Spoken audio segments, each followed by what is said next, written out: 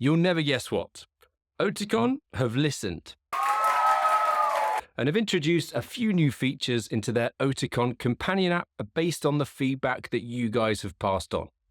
These new features will finally provide you with far more control of your hearing aids and bring their app in line with the other apps from other hearing aid manufacturers. Unfortunately, you do, and I repeat, you do need to be a rocket scientist in order to set it up. But fear not, with my help, in a couple of minutes, you should be able to transform your app from looking like this to having features such as this, and this. So over the next couple of minutes, I'll run through the steps that you need to take, and secondly, exactly what these new features do, two of which very much impressed me, and the other, well, I'd quite like your opinion on. As I start, if your app still looks like this, then you're really behind the times and running the old app called Oticon On, which was superseded by the Oticon Companion App in March of this year. So it's about time that you caught up with the times and headed over to the App Store or Google Play and downloaded the new Oticon Companion App. So step one for updating your app, and the most annoying part about this process is that you first of all need to visit your audiologist to have the firmware updated on your hearing aids. This process only takes a few minutes, but nonetheless, it still requires an appointment with your hearing care provider.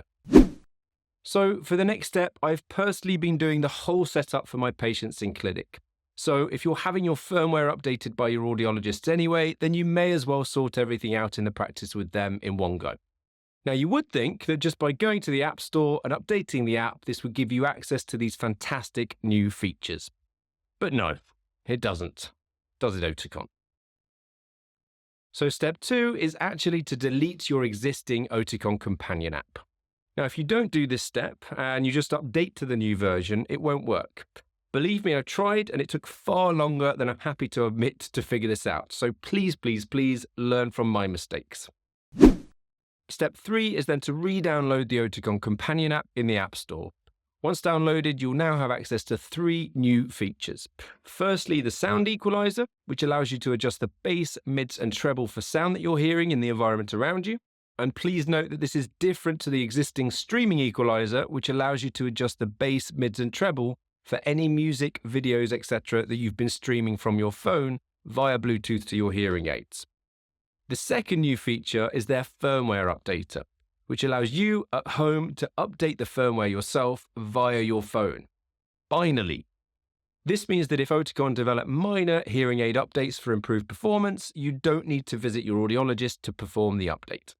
Then finally, the hearing fitness feature is Oticon's next update, which allows you to monitor your hearing aid usage and set goals for hearing aid use.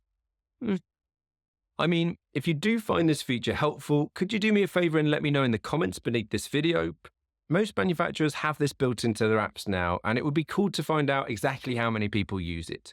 In fact, I'm actually really keen on your feedback on all three of these updates. So which do you think is the most helpful for you? Please again let me know in the comments beneath this video. Guys, I hope that you found this video beneficial. If so, I would love for you to press like to help it to get out there in the YouTube world. Of course, if you haven't done so already, I would also love it if you'd subscribe to my channel so you never miss a video again. I'll see you in the next video.